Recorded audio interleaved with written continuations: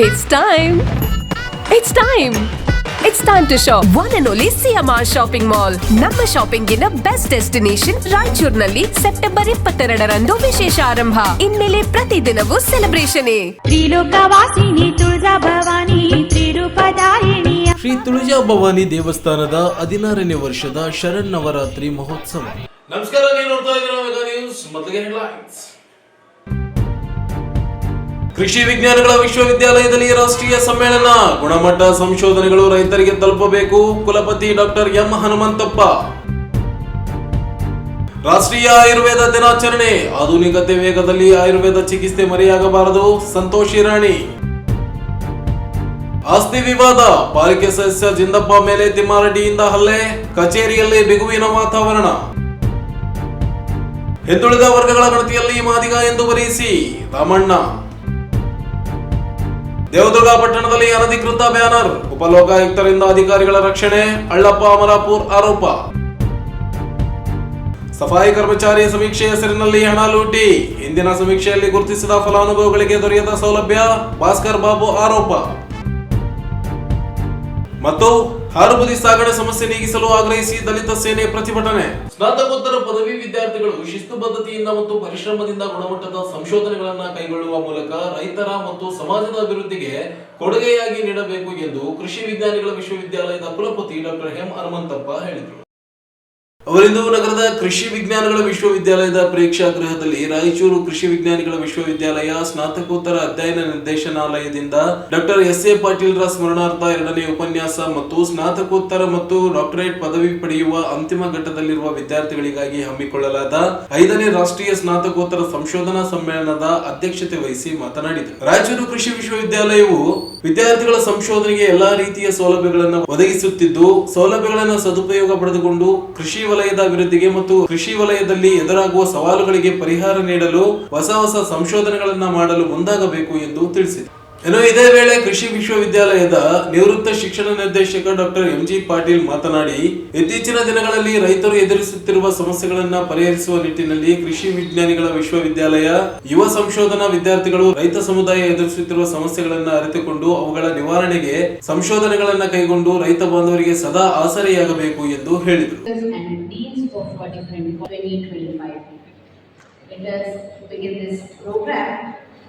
By invocation, I welcome Ms. Geetika, Research Conference. Geetika Rice.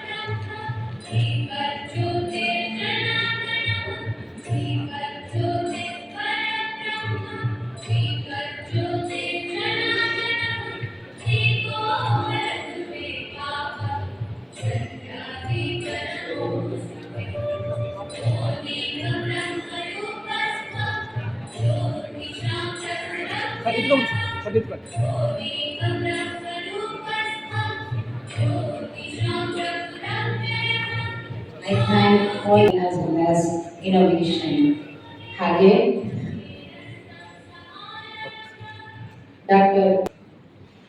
I thank all the dignitaries for inaugurating this postgraduate research conference by lighting the lamp as well as with a floral tribute to late Dr. S. A. Patil.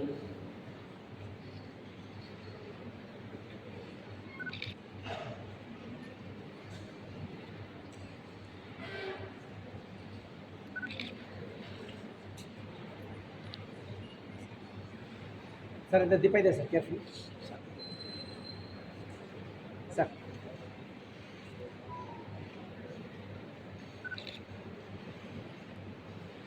Thank you, sir. ಯಾಕಂತ ಹೇಳಿದ್ರೆ ಇಲ್ಲಿ ನಮ್ಮ ವಿಶ್ವವಿದ್ಯಾಲಯ ಸ್ಥಾಪನೆಯಾಗಿ 9 ವರ್ಷ ಆಗಿತ್ತು.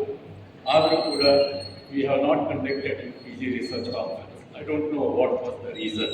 So whether the earlier deans, earlier vice chancellors were not interested, or the dean has not taken the proposal to the vice chancellor to have the PG research conference. So in all the agricultural universities and the allied agricultural universities, they used to conduct the PG research conference.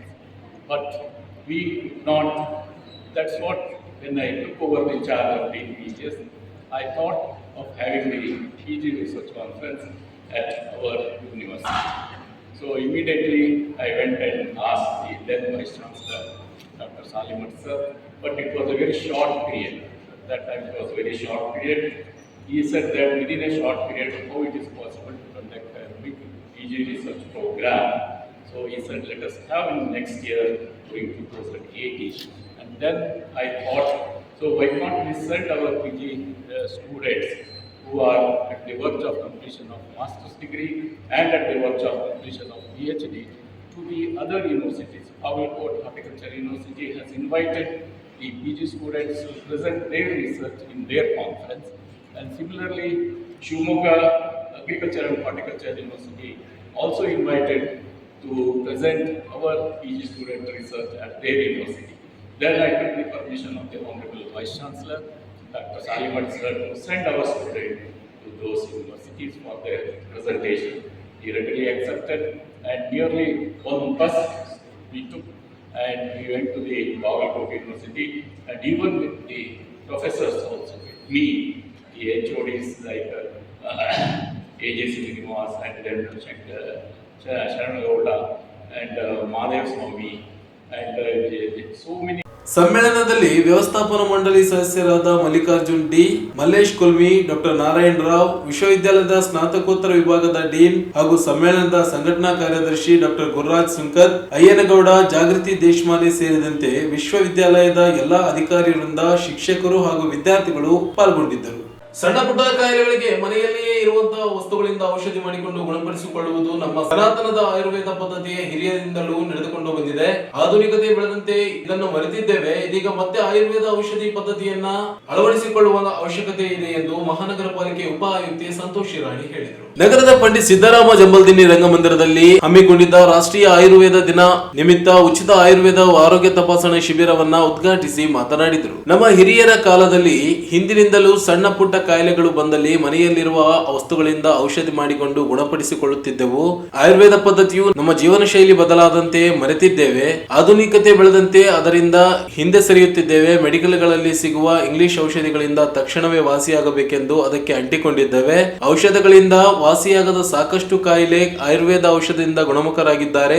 ಇದೀಗ ನಾವು ಆಯುರ್ವೇದದತ್ತ ಮರಳಿ ತೆರಳುವ ಸ್ಥಿತಿ ಉಂಟಾಗಿದೆ ಎಂದರು. ಎಂದು ಪೌರ ಕಾರ್ಮಿಕರ ದಿನವಾಗಿದ್ದು ದಿನನಿತ್ಯದ ಕೆಲಸದಲ್ಲಿ ಕಾರ್ಮಿಕರ ಸಲಕರಣೆಗಳನ್ನ ಬಳಕೆ ಮಾಡಲೇಬೇಕು. ಕೈಗೆ ಗ್ಲೌಸ್, ಕಾಲಿಗೆ ಬೂಟು, ಮುಖಕ್ಕೆ ಮಾಸ್ಕ್ ಹಾಕಿಕೊಳ್ಳಬೇಕು ಮತ್ತು ಪ್ರತಿದಿನ ಕೆಲಸ ಮುಗಿಸಿ ಮನೆಯಲ್ಲಿ ಸ್ನಾನ ಮಾಡಬೇಕು.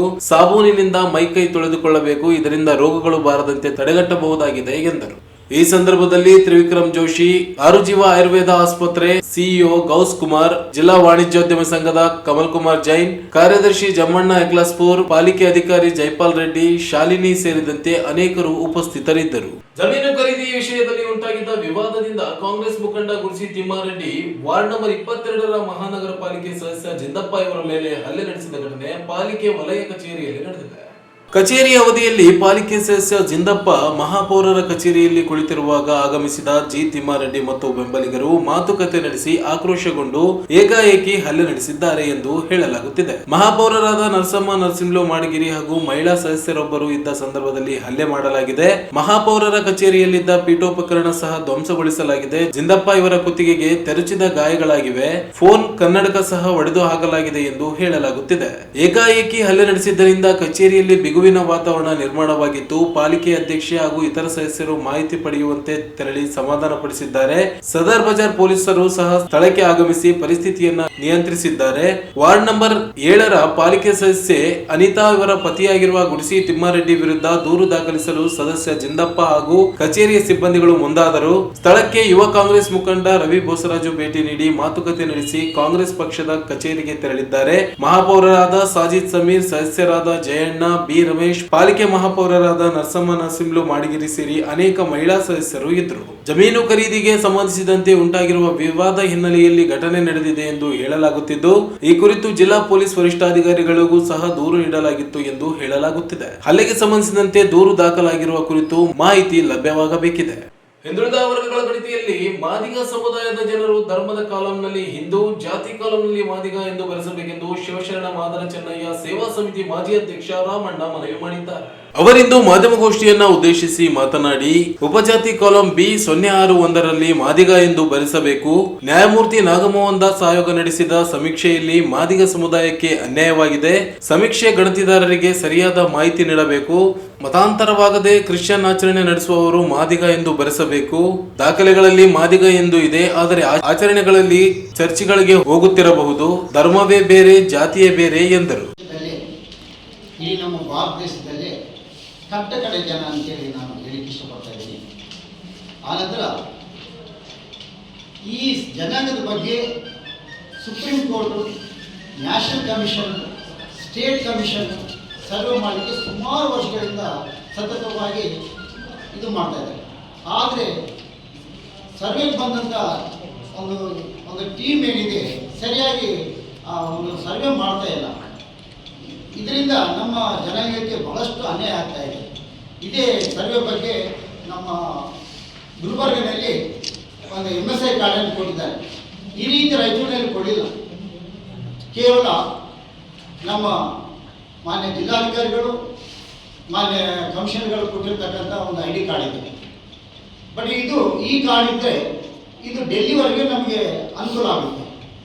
ಹೀಗಾಗಿ ಇದು ಸುಮಾರು 2000ನಲ್ಲಿ ಡಾಟಾ ಮಷಿನ್ ಅನಲಿಸಿಸ್ ಅಂತೇಳಿ ದಿಲೀಪ್ ಕುಮಾರ್ ಅಂತೇಳಿ ಅವರು ಬಂದರು ಸರ್ವೆಗೆ. ಕೇವಲ 2 ದಿನ ಇದ್ದು ರಾಯಚೂರು ಜಿಲ್ಲೆಯಲ್ಲಿ ಕೇವಲ 6 ಜನಗಳು, 6 ಕುಟುಂಬಗಳು ಇದ್ದಾವೆ ಅಂತೇಳಿ ಒಂದು ಸ್ಟೇಟ್ಮೆಂಟ್ ಕೊಟ್ಟು, ರಿಪೋರ್ಟ್ ಕೊಟ್ಟು ಕೈ ತೊಳ್ಕೊಂಡು ಹೋಗ್ಬೇಕು. ಆ ಟೈಮ್ನಲ್ಲಿ, ಆ ಸಮಯದಲ್ಲಿ ನಮ್ಮ ನಗರಸಭೆಯಲ್ಲಿ ಯೂಜಿಡಿ ಸೆಷನ್ನಲ್ಲಿ 24 ಜನ ಡೇಲ್ ವೇಜಸ್ ಆಗಿ ಕೆಲಸ ಮಾಡ್ತಕ್ಕಂಥದ್ದು ಒಂದು ಸಾಕ್ಷಿ ಇದೆ. Dale wages, what about contract, what about permanent employees, ಆಮೇಲೆ ಖಾಸಗಿ ಅರ್ಖಾಸಗಿ ಅಂತೇಳಿ ಕೆಲಸ ಮಾಡ್ತಕ್ಕಂಥ ಜನ ಬಹಳಷ್ಟು ಜನ ಇದ್ದಾರೆ ನಮ್ಮ ಜನ. ಆದರೆ ಆ ದಿಲೀಪ್ ಅವರು ಕೇವಲ 6 ಕುಟುಂಬಗಳು ರಾಯಚೂರು ಜಿಲ್ಲೆಯಲ್ಲಿ ಇದೆ ಅಂತೇಳಿ ಒಂದು ರಿಪೋರ್ಟ್ ಕೊಟ್ಟು ನಮಗೆ ಬಹಳಷ್ಟು ಅನ್ಯಾಯ ಮಾಡಿ ಹೋಗಿರುತ್ತಾರೆ. ಅದರಂತೆ 2013ನಲ್ಲಿ ಈಗ ನಮ್ಮ ಹತ್ರ ಒಂದು ಕಾಪಿ ಇದೆ. ಗೌರ್ಮೆಂಟ್ ಆಫ್ ಈ ಕರ್ನಾಟಕ ಅವರು ಡೆಡ್ಲೈನ್ ಕೊಟ್ಟು 2013ನಲ್ಲಿ ಜೂನ್ 3ಕ್ಕೆಲ್ಲ ಈ ಸರ್ವೆ ಮುಗಿಸ್ಬೇಕಂತೇಳಿ 2013. ಆದರೆ ಮತ್ತೆ ಪುನಃ ತಮಗೆ ಒಂದು ಕಾಪಿ ಕೊಟ್ಟಿದ್ದೀನಿ. ಈಗ ಮತ್ತೆ ಕಮಿಷನಿಂದ ಒಂದು ಯಾವುದೋ ಒಂದು ಸಂಸ್ಥೆ ಬಂದು ಸರ್ವೆನ ಮಾಡ್ತಾ ಇದ್ದಾರೆ.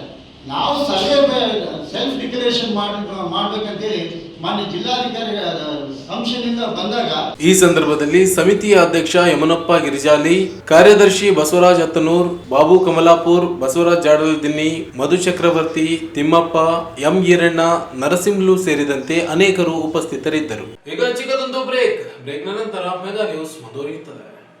It's time. It's time. It's time. It's time to shop. One and only CMR Shopping Mall. ನಮ್ಮ ಶಾಪಿಂಗಿನ ಬೆಸ್ಟ್ ಡೆಸ್ಟಿನೇಷನ್ ರಾಯಚೂರಿನಲ್ಲಿ ಸೆಪ್ಟೆಂಬರ್ 22ರಂದು ವಿಶೇಷ ಆರಂಭ. ಇನ್ಮೇಲೆ ಪ್ರತಿದಿನವೂ ಸೆಲೆಬ್ರೇಷನ್.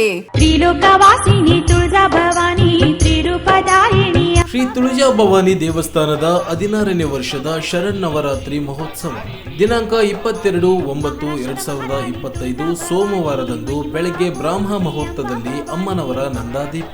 ವಿಜಯದಶಮಿಯವರೆಗೆ ಶ್ರೀ ತುಳಜಾ ಭವಾನಿ ಅಮ್ಮನವರಿಗೆ ಬೆಳಗಿನ ಜಾವ ಕ್ಷೀರಾಭಿಷೇಕ, ಪುಷ್ಪಾಭಿಷೇಕ ಹಾಗೂ ಸಂಜೆ ಗೋಧುಳಿ ಸಮಯದಲ್ಲಿ ಅಮ್ಮನವರಿಗೆ ವಿಶೇಷ ಅಲಂಕಾರ, ಭಕ್ತರಿಂದ ಕುಂಕುಮಾರ್ಚನೆ ಇರುತ್ತದೆ.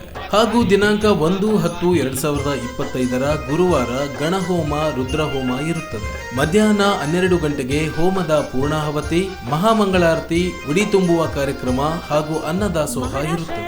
ಸರ್ವ ಭಕ್ತಾದಿಗಳು ಶ್ರೀ ತುಳಜಾ ಭವಾನಿ ಅಮ್ಮನವರ ದೇವಸ್ಥಾನದಲ್ಲಿ ಬಂದು ಪೂಜೆಯಲ್ಲಿ ಕುಂಕುಮಾರ್ಚನೆಯಲ್ಲಿ ದಂಪತಿ ಸಮೇತವಾಗಿ ಆಗಮಿಸಿ ದೇವಿಯ ಆಶೀರ್ವಾದ ಪಡೆದುಕೊಳ್ಳಬೇಕಾಗಿ ವಿನಂತಿ. ತುಳಜಾ ಭವಾನಿ ಸನ್ನಿಧಾನದಲ್ಲಿ ಬನ್ನಿ ಮಹಂಕಾಳಿ ವೃಕ್ಷ ಇರುತ್ತದೆ. ಬೆಳಗಿನ ಜಾವ ಬನ್ನಿ ಮಹಂಕಾಳಿ ಪೂಜೆಯಲ್ಲಿ ಪಾಲ್ಗೊಂಡು ತುಳಜಾ ಭವಾನಿ ಪೂಜೆಯಲ್ಲಿ ಹಾಗೂ ಪ್ರತಿದಿನ ಸಂಜೆ ದಾಂಡಿಯಾ ಕಾರ್ಯಕ್ರಮ ಇರುತ್ತದೆ. ಸ್ಥಳ ಶ್ರೀ ತುಳಜಾ ಭವಾನಿ ದೇವಸ್ಥಾನ, ಬೋಳಮಾನದೊಡ್ಡಿ ರಸ್ತೆ, ರಾಯಚೂರು. 1/10/2025 ಆಯುಧ ಪೂಜೆ ದಿವಸ ಗಣಹೋಮ, ರುದ್ರಹೋಮ, ಅನ್ನದಾಸೋಹ ಇರುತ್ತದೆ. ತನು ಮನ ಧನವೆಂಬ ತ್ರಿಕರಣ ಸೇವೆ ಸಲ್ಲಿಸಿ ದೇವಿಯ ಕೃಪೆಗೆ ಪಾತ್ರರಾಗಬೇಕಾಗಿ ವಿನಂತಿ. ಭಕ್ತಿ ಸೇವೆ ಶ್ರೀಮತಿ ಪಾರ್ವತಿ, ಶ್ರೀ ಬಿ ಶರಣಪ್ಪ ಪಾಟೀಲ್, ಶ್ರೀ ಸಾಗರ್ ಪಾಟೀಲ್. ಅರ್ಚಕರು ಶ್ರೀ ಶಂಕರಲಿಂಗ ಸ್ವಾಮಿ, ಶ್ರೀ ಮಂಜುನಾಥ ಸ್ವಾಮಿ. ಸರ್ವ ಭಕ್ತಾದಿಗಳಿಗೆ ಹಾರ್ದಿಕ ಸ್ವಾಗತ ಕೋರುವವರು ಶ್ರೀ ಸಾಗರ್ ಪಾಟೀಲ್, ಗೋ ಸೇವಕರು ಹಾಗೂ ಧರ್ಮಾಧಿಕಾರಿಗಳು, ಶ್ರೀ ಮಾತಾ ತುಳಜಾ ಭವಾನಿ ದೇವಸ್ಥಾನ, ರಾಯಚೂರು. ಮೊಬೈಲ್ ಸಂಖ್ಯೆ 7338341870. ಬಂದಾಳ ಭೂಮಿಗೆ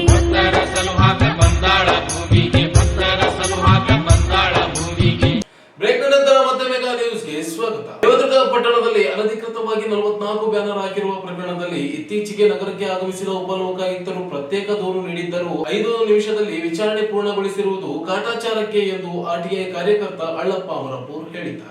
ಅವರಿಂದು ಮಾಧ್ಯಮಗೋಷ್ಠಿಯನ್ನು ಉದ್ದೇಶಿಸಿ ಮಾತನಾಡಿ 2024ರಲ್ಲಿ ದೇವದುರ್ಗ ಪುರಸಭೆಯ ಅನುಮತಿ ಪಡೆಯದೆ 44 ಬ್ಯಾನರ್ಗಳನ್ನು ಅಳವಡಿಸಲಾಗಿತ್ತು. ಪುರಸಭೆಗೆ ಯಾವುದೇ ಕರ ಪಾವತಿಸದೆ ಅನುಮತಿ ಪಡೆಯದೆ ಅಳವಡಿಸಿರುವ ಸರ್ಕಾರದ ಖಜಾನೆ ವಂಚಿಸಿರುವ ಕುರಿತು ದೂರು ನೀಡಲಾಗಿತ್ತು. ಉಪಲೋಕಾಯುಕ್ತರು ವಿಚಾರಣೆ ನಡೆಸಿ 93,000 ರೂಪಾಯಿ ದಂಡವನ್ನ ವಿಧಿಸಿರುವುದಾಗಿ ಆದೇಶಿಸಿದ್ದಾರೆ. ಆದರೆ ಪುರಸಭೆ ಮುಖ್ಯಾಧಿಕಾರಿಗಳು ಕೇವಲ 4,000 ಮಾತ್ರ ದಂಡ ಪಾವತಿಸಿ 83,000 ದಂಡವನ್ನ ವಂಚಿಸಿದ್ದಾರೆ. 83,000 ರೂಪಾಯಿಯನ್ನು ವಂಚಿಸಿದ್ದಾರೆ. ಹೈಕೋರ್ಟ್ ಆದೇಶ ಉಲ್ಲಂಘಿಸಿರುವ ಪ್ರಕರಣವನ್ನ ಸರಿಯಾಗಿ ವಿಚಾರಿಸದೆ ತೀರ್ಪು ನೀಡಲಾಗಿದೆ. ಸರ್ಕಾರಕ್ಕೆ 83,000 ರೂಪಾಯಿ ವಂಚಿಸಲಾಗಿದೆ. ಉಪಲೋಕಾಯುಕ್ತರು ದೂರುಗಳಿಗೆ ಸುಳ್ಳು ಕೇಸ್ ಮಾಡಿದರೆ ಜೈಲಿಗೆ ಹಾಕುವುದಾಗಿ ಎದುರಿಸುತ್ತಿದ್ದಾರೆ. 44 ಪ್ರಕರಣಗಳಲ್ಲಿಯೂ ಪ್ರತ್ಯೇಕ ನೋಟರಿ ಮಾಡಿಸಿ ದೂರು ನೀಡಲಾಗಿದೆ. ಇಂತಹ ಪ್ರಕರಣವನ್ನ ಉಪಲೋಕಾಯುಕ್ತರು ಸಹ ಅಧಿಕಾರಿಗಳ ರಕ್ಷಣೆ ಮಾಡುವ ಕೆಲಸ ಮಾಡಿದ್ದಾರೆ. ಈ ಕುರಿತು ಹೈಕೋರ್ಟ್ ಮೊರೆ ಹೋಗುವುದಾಗಿ ಹೇಳಿದರು. ಸರ್ಕಾರಕ್ಕೆ ಆರ್ಥಿಕ ನಷ್ಟವಾದ ಪ್ರಕರಣಗಳಲ್ಲಿ ಅಧಿಕಾರಿಗಳು, ತನಿಖಾ ಸಂಸ್ಥೆಗಳು ವಿಶ್ವಾಸ ಮೂಡಿಸುವ ಕೆಲಸ ಮಾಡುತ್ತಿಲ್ಲ. ಕಾನೂನಿನ ಭಯವೇ ಇಲ್ಲದಂತಾಗಲು ಬೇಜವಾಬ್ದಾರಿಯೇ ಕಾರಣವಾಗಿದೆ ಎಂದರು. ಒಬ್ಬ ಉಪಲೋಕಾಯುಕ್ತರಿಗೆ ಚೀಫ್ ಆಫೀಸರ್ PMC ದೇವದುರ್ಗ ಮತ್ತು ಸ್ಯಾನಿಟರಿ ಇನ್ಸ್ಪೆಕ್ಟರ್ ಯಾವ ರೀತಿಯಾಗಿ ದಾರಿ ತಪ್ಪಿಸಕ್ಕಿದ್ದಾರೆ. 93,000 ಪೆನಲ್ಟಿ ದಂಡ ವಿಧಿಸಲಾಗಿದೆ ಅಂದಮೇಲೆ ನನಗೆ ರಿಸಿಪ್ಟ್ ಕೊಡಿಸ್ಬೇಕಿತ್ತಿಲ್ಲ ಉಪಲೋಕಾಯುಕ್ತರು. ಅಳ್ಳಪ್ಪ ಇವರು 93,000 ರೂಪಾಯಿ ದಂಡ ಕಟ್ಟಂತ ಅವ್ರು ಆರ್ಡರ್ ಮಾಡಿದ್ದು, ನಾನಲ್ಲ. ಅದು ರಿಸಿಪ್ಟ್ ಕೊಡಿಸ್ಬೇಕಿಲ್ಲ ಸರ್. ಯಾವ ಕೇಸ್ ಎಷ್ಟು ದಂಡ ಹಾಕಿ ನನಗೆ ಗೊತ್ತಾಗಬೇಕ. ಆದರೆ ಇವರು ಉದ್ದೇಶಪೂರ್ವಕವಾಗಿ ಚೀಫ್ ಆಫ್ PMC ದೇವದುರ್ಗ ಇವರು ಕೇವಲ 8 ಬ್ಯಾನರ್ ಸ್ವಂತ ಅವರೇ ಕಟ್ಟಾರ ಸರ್. ಇದಕ್ಕೇನು ಗೋಚರ ಆಗಲ್ಲ ಸರ್, ಒಬ್ಬರದೇ ಗೋಚರ ಅಲ್ಲ. ಆಫೀಸರ್ಸ್ ಈ ಕೇಸನ್ನ ತಪ್ಪಿಸೋಕ್ಕೋಸ್ಕರ 4,000 ರೂಪಾಯಿ ಪೆನಾಲ್ಟಿ ಕಟ್ಟಾರ. ಪ್ರತಿಯೊಂದು 500 ರೂಪಾಯಿ ಪೆನಾಲ್ಟಿ ಕಟ್ಟಿ ಅವತ್ತ ನನಗೆ ಕೊಟ್ಟರ. ಕಾನೂನು ಪ್ರಕಾರ ಅಲ್ಲಿ ದಂಡ ಹಾಕಬೇಕು. ಬ್ಯಾನರ್ ಕಟ್ಟಿ ನಾವು 1 ವರ್ಷ ಆದ್ಮೇಲೆ ಪೆನಾಲ್ಟಿ ಹಾಕ್ತಾರೆ. ಇಲ್ಲಿ ಕಾನೂನು ಹೇಳೋದಿಲ್ಲ. ಜಗಜ್ಯೋತಿ ಬಸವೇಶ್ವರ ಅಗ್ರಿಕಲ್ಚರ್ ಕೃಷಿ ವಿಶ್ವವಿದ್ಯಾಲಯ ರಾಯಚೂರಿನಲ್ಲಿ ನನ್ನ 44 ಬ್ಯಾನರ್ ಕೇಸುಗಳನ್ನು ವಿಚಾರಣೆ ಮಾಡಿದರು. ಮಾನ್ಯ ಉಪಲೋಕಾಯುಕ್ತರು ರಾಯಚೂರಿಗೆ ಬಂದು ನನ್ನ 44 ಬ್ಯಾನರ್ ಕೇಸುಗಳನ್ನು ವಿಲೇವಾರಿ ಮಾಡ್ತಾರೆ ಅಂತೇಳಿ ನಾನು ನೋಟಿಸ್ ಕೊಟ್ಟವೇ ಗೊತ್ತಾಗಿತ್ತು. ನಾನು ದೂರು ಸಲ್ಲಿಸುವ ಸಂದರ್ಭದಲ್ಲಿ ಸಪ್ರೇಟ್ ಆಗಿ ಬೇರೆ ಹೆಸರಿನಲ್ಲಿ ನೋಟರಿ ಮಾಡಿಸಿ ಎಲ್ಲ ದಾಖಲೆಗಳ ಸಮೇತವಾಗಿ ನಾನು ಎಲ್ಲ ದೂರುಗಳನ್ನು ಸಲ್ಲಿಸಿದ್ದೇನೆ. ಅದೇ ರೀತಿಯಾಗಿ ಅವರಿಂದ ಬೇರೆ ನಂಬರ್ಗಳು 44 ಕೇಸುಗಳಿಗೆ ಬೇರೆ ನಂಬರ್ಗಳನ್ನು ಕೊಟ್ಟಾರೆ. ಆದರೆ ಉಪಲೋಕಾಯುಕ್ತರು ವಿಚಾರಣೆ ನಡೆಸುವ ಸಮಯದಲ್ಲಿ ನನ್ನ ಎಲ್ಲ ಕೇಸುಗಳನ್ನು, ಪ್ರತಿಯೊಂದು ಕೇಸುಗಳನ್ನು ವಿಚಾರಣೆ ಮಾಡಿ ಅದಕ್ಕೆ ಸಂಬಂಧಿಸಿದ ದಾಖಲೆಗಳನ್ನು ಪರಿಶೀಲಿಸಿ ಇದಕ್ಕೆ ಸಂಬಂಧಿಸಿದ ಅಧಿಕಾರಿ ಇದು ಅವ್ರ ಕಡೆಯಿಂದ ಪರ್ಮಿಷನ್ ತಗೊಂಡ ಎಲ್ಲ ವಿಚಾರಣೆ ಮಾಡಿ ಇವತ್ತು ನನ್ನ 44 ಕೇಸುಗಳನ್ನು ವಜಾ ಮಾಡಬೇಕಾಗಿತ್ತು ಉಪಲೋಕಾಯುಕ್ತರು. ಆದರೆ ಕೇವಲ 5 ನಿಮಿಷದಲ್ಲಿ 2-3 ವಿಚಾರಣೆ ಮಾಡಿ ನನ್ನ ಎಲ್ಲ ಕೇಸುಗಳನ್ನ ವಿಲೇವಾರಿ ಮಾಡಿದರು. ಸಂತೋಷ. ನಾನು ಮಾನ್ಯ ಲೋಕಾಯುಕ್ತ ಉಪಲೋಕಾಯುಕ್ತರಿಗೆ ದೂರು ಸಲ್ಲಿಸಿದ ಮೇಲೆ ನನ್ನ ಈ ಕೇಸು ನನ್ನ 44 ಕೇಸುಗಳು ನೀನು ಹೈಕೋರ್ಟಿಗೆ ಹೋಗಪ್ಪ ಅಂತ ಮೊದಲಿಗೆ ಹೇಳ್ಬಹುದಾಗಿತ್ತು. ನನಗೆ ಗೊತ್ತಿತ್ತು ಈ ಕೇಸುಗಳನ್ನ ಹೈಕೋರ್ಟಿಗೆ ತಗೊಂಡ್ಕೊಂಡು ಹೋಗೋದು ನನಗೆ ಗೊತ್ತಿತ್ತು. ಆದ್ರೆ ಇವರು 1 ವರ್ಷ ಲೇಟಾಗಿ ಎಲ್ಲ ಕೇಸುಗಳನ್ನು ನೀ ಹೈಕೋರ್ಟ್ನಲ್ಲಿ ಹೋಗಪ್ಪ ಅನ್ನೋದು ಏನು. ನಾ ದೂರ ಯಾಕೆ ಸಲ್ಲಿಸಿದ? ಸರ್ಕಾರ ಅಧಿಕಾರಿ ಕಾನೂನು ನಿಯಮಗಳನ್ನು ಉಲ್ಲಂಘನೆ ಮಾಡಿ ಒಂದು ಹೈಕೋರ್ಟ್ ಆದೇಶನ ಉಲ್ಲಂಘನೆ ಮಾಡ್ಯಾರ ಸರ್. ಹೈಕೋರ್ಟ್ ಏನು ಆದೇಶ ಮಾಡ್ಯದ, ಯಾವುದೇ ಒಂದು ಬ್ಯಾನರ್ಗಳನ್ನು ಕಟ್ಟಬೇಕಾದ್ರ TMC ಕಾರ್ಯಾಲಯದಿಂದ ಪರ್ಮಿಷನ್ ತೆಗೆದುಕೊಂಡು ಯಾವ ಸ್ಥಳದಲ್ಲಿ ಹಾಕಬೇಕು ಆ ಸ್ಥಳದಲ್ಲಿ ಇವರು ಬ್ಯಾನರ್ಗಳನ್ನು ಹಾಕಬೇಕಾಗಿತ್ತು. ನಾನು ಏನು ಹೇಳಿದೆ, ಸರ್ಕಾರಕ್ಕೆ ಬರುವಂತ ಖಜಾನೆಗೆ ಇವ್ರು ಏನು ದುಡ್ಡು ಇದನ್ನು ಕಡಿತಗೊಳಿಸರಿ, ಇವ್ರ ಮೇಲೆ ಆಕ್ಷನ್ ತಗೋರಿ ಅಂತೇಳಿ ಒಂದು ಹೈಕೋರ್ಟ್ ಆದೇಶ ಉಲ್ಲಂಘನೆ ಮಾಡಿರಂತ ಒಂದು ಹೇಳಿನಿ. ಮತ್ತು ಕಾನೂನು ನಿಯಮಗಳನ್ನು ಉಲ್ಲಂಘನೆ ಮಾಡಿರಂತ ಇದ್ರ ವಿಚಾರಣೆ ಮಾಡಬೇಕಿಲ್ಲ ಸರ್. ಅವರು ಇಲ್ಲಿ ತಪ್ಪು ಮಾಡ್ಯಾರ. ಪ್ರತಿಯೊಂದರಲ್ಲಿ ಯಾವುದೇ ಪರ್ಮಿಷನ್ ಪಡೆದೆ ಎಲ್ಲಂದರಲ್ಲಿ ಅವ್ರು ಹೇಳಿಕೊಟ್ರೆ ಇಡೀ ದೇವದ್ರು ತುಂಬ ಬ್ಯಾನರ್ಗಳನ್ನು ಕಟ್ಟ್ಯಾರ. ಅದಕ್ಕೆ ಇವರು ಅವ್ರ ಮೇಲೆ ಆಕ್ಷನ್ ತಗೋಬೇಕಾಗಿತ್ತು. ಆಕ್ಷನ್ ತಗೋದೆ ನನ್ನ 44 ಬ್ಯಾನರ್ ಕೇಸನ್ನು ವಿಲೇವಾರಿ ಮಾಡಿದ್ದು. ಸಂತೋಷ. ರಾಜ್ಯ ಸರ್ಕಾರ ಸಫಾಯಿ ಕರ್ಮಚಾರಿಗಳ ಸಮೀಕ್ಷೆ ನಡೆಸಲು ಮುಂದಾಗಿದೆ. ಆದರೆ ಈಗಾಗಲೇ ನಡೆಸಿರುವ ಸಮೀಕ್ಷೆಯಲ್ಲಿ ಗುರುತಿಸಲಾದ ಸಫಾಯಿ ಕರ್ಮಚಾರಿಗಳಿಗೆ ಯಾವುದೇ ಸೌಲಭ್ಯ ಸೌಕರ್ಯ ಒದಗಿಸದೆ ಸಮೀಕ್ಷೆ ಹೆಸರಿನಲ್ಲಿ ಹಣ ಕೊಳ್ಳೆ ಹೊಡೆಯುತ್ತಿದ್ದಾರೆ ಎಂದು ಅಖಿಲ ಭಾರತ ಮಜ್ದೂರು ಕಾಂಗ್ರೆಸ್ ರಾಷ್ಟ್ರೀಯ ಕಾರ್ಯದರ್ಶಿ ಭಾಸ್ಕರ್ ಬಾಬು ಆರೋಪಿಸಿದರು. ಅವರಿಂದು ಮಾಧ್ಯಮಗೋಷ್ಠಿಯನ್ನ ಉದ್ದೇಶಿಸಿ ಮಾತನಾಡಿ, ಮ್ಯಾನ್ಯುವಲ್ ಸ್ಕ್ಯಾವೆಂಜರ್ ಕುರಿತು ಸುಪ್ರೀಂ ಕೋರ್ಟ್ ನಿಷೇಧಿಸಿದ್ದ ಪುನರ್ವಸತಿಗೆ ಸೂಚನೆ ನೀಡಿದೆ. ಆದರೆ ಸರ್ಕಾರಗಳು ಮಾತ್ರ ಯಾವುದೇ ಸೌಕರ್ಯ ನೀಡುತ್ತಿಲ್ಲ. ಕಲಬುರಗಿ ಮಹಾನಗರ ಪಾಲಿಕೆಯಲ್ಲಿ ಪ್ರತ್ಯೇಕ ಗುರುತಿನ ಚೀಟಿ ನೀಡಲಾಗಿದೆ, ಆದರೆ ರಾಯಚೂರಿನಲ್ಲಿ ಗುರುತಿನ ಚೀಟಿ ನೀಡಿಲ್ಲ. 2000 ಇಸ್ವಿಯಲ್ಲಿ ನಡೆದ ಸಮೀಕ್ಷೆಯಲ್ಲಿ ದಿಲೀಪ್ ರಾವ್ ಎಂಬುವರು ಬಂದು ಕೇವಲ 6 ಜನ ಮಾತ್ರ ಇದ್ದಾರೆ ಎಂದು ವರದಿ ಕೊಟ್ಟಿದ್ದರು. 24 ಜನ ನಗರಸಭೆಯಲ್ಲಿ ಹೊರಗುತ್ತಿಗೆ ಮೇಲೆ ಕೆಲಸ ಮಾಡುತ್ತಿದ್ದರೂ ಸಮೀಕ್ಷೆಯಲ್ಲಿ ಉಲ್ಲೇಖಿಸಲಾಗಿಲ್ಲ. 2013ರಲ್ಲಿ ಮತ್ತೊಂದು ಸಮೀಕ್ಷೆ ನಡೆಸಿ ಸ್ವಯಂ ದೃಢೀಕರಣ ಮಾಡಲು ಸೂಚಿಸಲಾಗಿತ್ತು. 224 ಜನರು ಸಮೀಕ್ಷೆಯಲ್ಲಿದ್ದು 86 ಜನರಿಗೆ ಮಾತ್ರ ಗುರುತಿನ ಚೀಟಿ ನೀಡಲಾಯಿತು. ಎಂದಿಗೂ ಮನೆ ನಿವೇಶನವಿಲ್ಲದೆ ಶಿಕ್ಷಣ ಸೌಲಭ್ಯಗಳಿಂದ ವಂಚಿತರಾಗಿದ್ದಾರೆ. ಅನೇಕರು ದೀರ್ಘವಾದ ರೋಗಗಳಿಂದ ಬಳಲುತ್ತಿದ್ದಾರೆ. ಅನೇಕರು ಜೀವ ಕಳೆದುಕೊಂಡಿದ್ದಾರೆ. ಸಫಾಯಿ ಕರ್ಮಚಾರಿಗಳು ಮೃತಪಟ್ಟರು. ಅನುಕಂಪದ ಉದ್ಯೋಗ ನೀಡುತ್ತಿಲ್ಲ.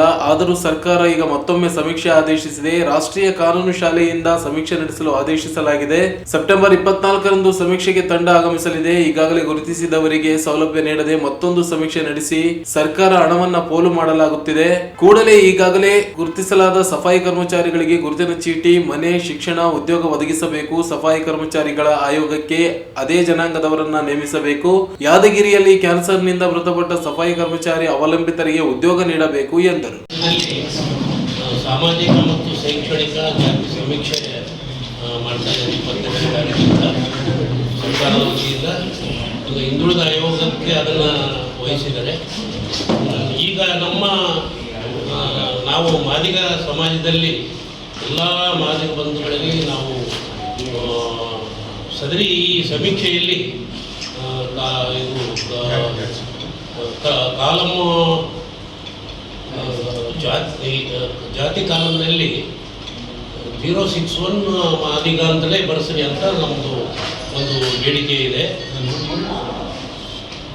ಈಗ ಸಾಮಾನ್ಯವಾಗಿ ಇದಕ್ಕೂ ಮುಂಚೆ ಬಂದವರು ಎಲ್ಲರಿಗೂ ರೆಸ್ಪಾನ್ಸ್ ಮಾಡಿದ್ದೀವಿ, ಇದು ಮಾಹಿತಿ ಕೊಟ್ಟಿದ್ದೀವಿ. ಈಗ ವಿಶೇಷವಾಗಿ ಏನಂದರೆ ಈ ಮುಂಚೆ ಆಗಿದ್ದು ಸಮೀಕ್ಷೆ, ಅದರಲ್ಲಿ ಮಾದಿಗ ಜನಸಂಖ್ಯೆ ಕಡಿಮೆ ಇದೆ ಅಂತ ಒಂದು ಇದಿದೆ ನಮ್ಮದು. ಈಗ ಅದನ್ನು ಹೆಚ್ಚು ಮಾಡೋಕ್ಕಂತೇಳಿ ಜಾಸ್ತಿ ಒತ್ತು ಕೊಟ್ಟು ಜನರಿಗೆ ನಾವೆಲ್ಲ ಅವೇರ್ನೆಸ್ ಕೊಡ್ತಾ ಇದ್ದೀವಿ. ಆಮೇಲೆ AKAD ಸಮಸ್ಯೆ ಇದೆ, ಅದು ನಮ್ಮ ಕಡೆ ಇಲ್ಲ, ನಮ್ಮ ಭಾಗದಲ್ಲಿ ಇಲ್ಲ. ಅದನ್ನು ನಾವು ಇದು ಮಾಡೋ ಅವಶ್ಯಕತೆ ಇಲ್ಲ. ಈ ಸಂದರ್ಭದಲ್ಲಿ ಪ್ರೇಮ್ ಸಿಂಗ್, ವಿಲ್ಸನ್, ಟಿ ವಾಸು, ರಮೇಶ್ ಸಿಂಗ್ ಸೇರಿದಂತೆ ಅನೇಕರು ಉಪಸ್ಥಿತರಿದ್ದರು. YTPS ಮೂಲಕ ಸಾಗಿಸಲಾಗುತ್ತಿರುವ ಹಾರು ಬೂದಿಯನ್ನ ರೈಲ್ವೆ ಮುಖಾಂತರ ಸಾಗಿಸಬೇಕೆಂದು ಒತ್ತಾಯಿಸಿ ದಲಿತ ಸೇನೆ ಮುಖಂಡರು ಜಿಲ್ಲಾಧಿಕಾರಿಗಳಿಗೆ ಮನವಿ ಸಲ್ಲಿಸಿದ್ದಾರೆ. ಪವರ್ ಮ್ಯಾಕ್ ಹಾಗೂ YTPS ಅಧಿಕಾರಿಗಳು ಸ್ಥಳೀಯ ಕಾರ್ಮಿಕರನ್ನ ನಿರ್ಲಕ್ಷಿಸಿ ತಾರತಮ್ಯ ಮಾಡುತ್ತಿರುವುದು ಖಂಡನೀಯ. ಸಂತ್ರಸ್ತ ಗ್ರಾಮಗಳಿಗೆ ಆಸ್ಪತ್ರೆ, ರಸ್ತೆ, ಅಂಬೇಡ್ಕರ್ ಭವನ, ಹಸಿರೀಕರಣ, ಉದ್ಯೋಗ ಸೇರಿದಂತೆ ಹಲವು ಬೇಡಿಕೆಗಳನ್ನ ಈಡೇರಿಸುವ ತನಕ ಹೋರಾಟ ಮುಂದುವರಿಯಲಿದೆ ಎಂದು ಎಚ್ಚರಿಸಿದರು. ನಕಲಿ ಬಯೋಮೆಟ್ರಿಕ್ ಪ್ರಕರಣವನ್ನ ಲೋಕಾಯುಕ್ತ ತನಿಖೆಗೆ ಒಳಪಡಿಸಬೇಕು. ಕಾರ್ಮಿಕ ಮಕ್ಕಳ ವಿದ್ಯಾಭ್ಯಾಸದ ಹೊಣೆ ಕಾರ್ಖಾನೆ ತೆಗೆದುಕೊಳ್ಳಬೇಕು. ಸ್ಥಳೀಯರಿಗೆ ಉದ್ಯೋಗಾವಕಾಶ ನೀಡಬೇಕು. ಕಾರ್ಮಿಕರ ಆರೋಗ್ಯಕ್ಕೆ ಉಚಿತ ಚಿಕಿತ್ಸೆ ಒದಗಿಸಬೇಕು ಎಂದು ಆಗ್ರಹಿಸಿದರು. ರಸ್ತೆ ಅಗಲೀಕರಣ ಹಾಗೂ ವಿದ್ಯುತ್ ದೀಪಗಳ ಅಳವಡಿಕೆ ಸೇರಿದಂತೆ ಜನಜೀವನಕ್ಕೆ ಅವಶ್ಯಕವಾದ ಬೇಡಿಕೆಗಳನ್ನು ಈಡೇರಿಸದಿದ್ದಲ್ಲಿ ಹೋರಾಟ ತೀವ್ರಗೊಳಿಸುವುದಾಗಿ ಎಚ್ಚರಿಸಿದರು.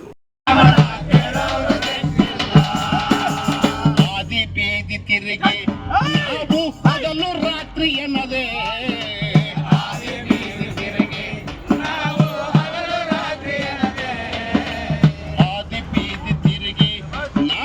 ಹಗಲು ರಾತ್ರಿ ಎನ್ನದೇ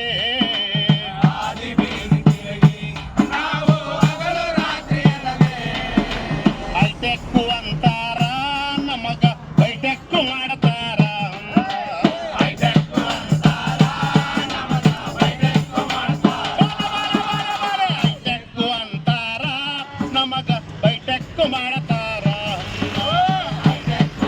ಕೆಲಸ ಮಾಡಕತ್ತೀರಿ, ಕಾಂಟ್ರಾಕ್ಟರ್ಗಳ ಮಾತು ಕೇಳಿಕೇಸಿ ಅಲ್ಲಿ 30,000 40,000 50,000 ಕೊಟ್ಟವ್ರನ್ನ ನೀವೇನಪ್ಪ ಒಳಗಡೆ ತಗೊಂಡಿದ್ದು ನಮಗೆ ಮಾಹಿತಿ ಇದೆ, ನಮಗೆ ಮಾಹಿತಿ ಆದಿಲ್ಲ, ನಮಗೆ ಗೊತ್ತಿಲ್ಲ. ಅಲ್ಲ ಸರ್, ನಮ್ಗೆ ಗೊತ್ತಿಲ್ಲ. ಆ ಕಾರಣಕ್ಕಾಗಿ ನಾವೇನು ಹೇಳ್ತೀವಿ, ನಿಮ್ಮನ್ನು ಕೇಳೋದಿಷ್ಟೇ, ಇಲ್ಲಿ ಲೋಕಲ್ ಏನು ಭೂಮಿ ಕಳ್ಕೊಂಡಿದ್ದಾರೆ, ಇಲ್ಲಿ ಜನ ಏನು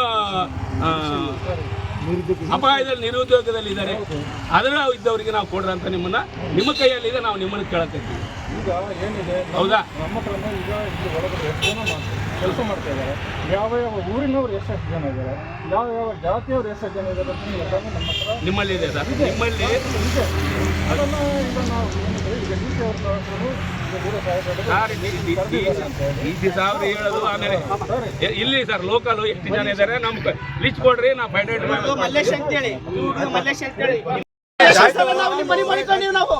ಎಷ್ಟು ಸಲ ನಮ್ಮ ಆಕ್ರೋಶವನ್ನು ನೀವು ಪರೀಕ್ಷೆ ಮಾಡ್ತಾ ಇದ್ದೀರಾ?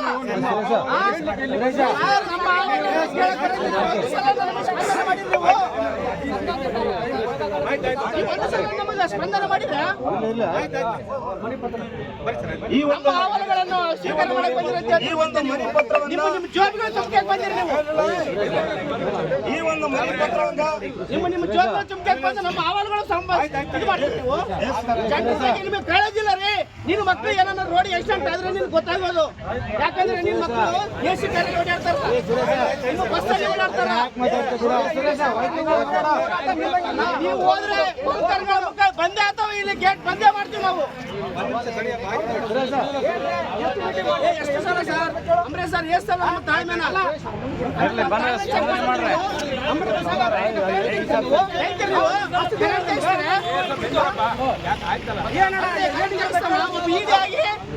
ಸಣ್ಣದಾಗಿ ಮಾಡ್ತಾನ, ಸಣ್ಣ ಗುಣದವನ್ನ ಆಗ್ತಾನೆ ಗೊತ್ತಾದ ನಮ್ಮಲ್ಲಿ.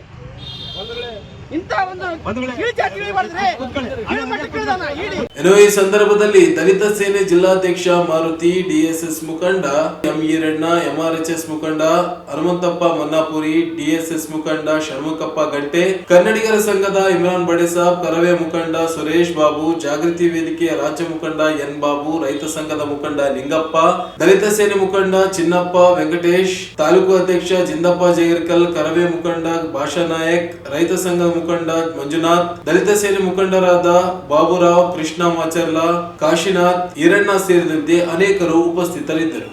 ಕೊನೆಯಲ್ಲಿ ಮತ್ತೊಮ್ಮೆ ಹೆಡ್ಲೈನ್ಸ್. ಕೃಷಿ ವಿಜ್ಞಾನಗಳ ವಿಶ್ವವಿದ್ಯಾಲಯದಲ್ಲಿ ರಾಷ್ಟ್ರೀಯ ಸಮ್ಮೇಳನ, ಗುಣಮಟ್ಟ ಸಂಶೋಧನೆಗಳು ರೈತರಿಗೆ ತಲುಪಬೇಕು, ಕುಲಪತಿ ಡಾಕ್ಟರ್ ಎಂ ಹನುಮಂತಪ್ಪ. ರಾಷ್ಟ್ರೀಯ ಆಯುರ್ವೇದ ದಿನಾಚರಣೆ, ಆಧುನಿಕತೆ ವೇಗದಲ್ಲಿ ಆಯುರ್ವೇದ ಚಿಕಿತ್ಸೆ ಮರೆಯಾಗಬಾರದು, ಸಂತೋಷ್ ಇರಾಣಿ. ಆಸ್ತಿ ವಿವಾದ, ಪಾಲಿಕೆ ಸದಸ್ಯ ಜಿಂದಪ್ಪ ಮೇಲೆ ತಿಮ್ಮಾರೆಡ್ಡಿಯಿಂದ ಹಲ್ಲೆ, ಕಚೇರಿಯಲ್ಲಿ ಬಿಗುವಿನ ವಾತಾವರಣ. ಹಿಂದುಳಿದ ವರ್ಗಗಳ ಗಣತಿಯಲ್ಲಿ ಮಾದಿಗ ಎಂದು ಬರೆಯಿಸಿ, ರಾಮಣ್ಣ. ದೇವದುರ್ಗ ಪಟ್ಟಣದಲ್ಲಿ ಅನಧಿಕೃತ ಬ್ಯಾನರ್, ಉಪಲೋಕಾಯುಕ್ತರಿಂದ ಅಧಿಕಾರಿಗಳ ರಕ್ಷಣೆ, ಅಳ್ಳಪ್ಪ ಅಮರಾಪುರ್ ಆರೋಪ. ಸಫಾಯಿ ಕರ್ಮಚಾರಿಯ ಸಮೀಕ್ಷೆ ಹೆಸರಿನಲ್ಲಿ ಹಣ ಲೂಟಿ, ಹಿಂದಿನ ಸಮೀಕ್ಷೆಯಲ್ಲಿ ಗುರುತಿಸಿದ ಫಲಾನುಭವಿಗಳಿಗೆ ದೊರೆಯದ ಸೌಲಭ್ಯ, ಭಾಸ್ಕರ್ ಬಾಬು ಆರೋಪ. ಮತ್ತು ಹಾರುಬುದಿ ಸಾಗಣೆ ಸಮಸ್ಯೆ ನೀಗಿಸಲು ಆಗ್ರಹಿಸಿ ದಲಿತ ಸೇನೆ ಪ್ರತಿಭಟನೆ. ಇದಿಷ್ಟು ಇವತ್ತಿನ ಸುದ್ದಿ. ಪ್ರಮುಖ ಸುದ್ದಿಗಳಿಗಾಗಿ ನೋಡ್ತಾ ಇರಿ ಮೆಗಾ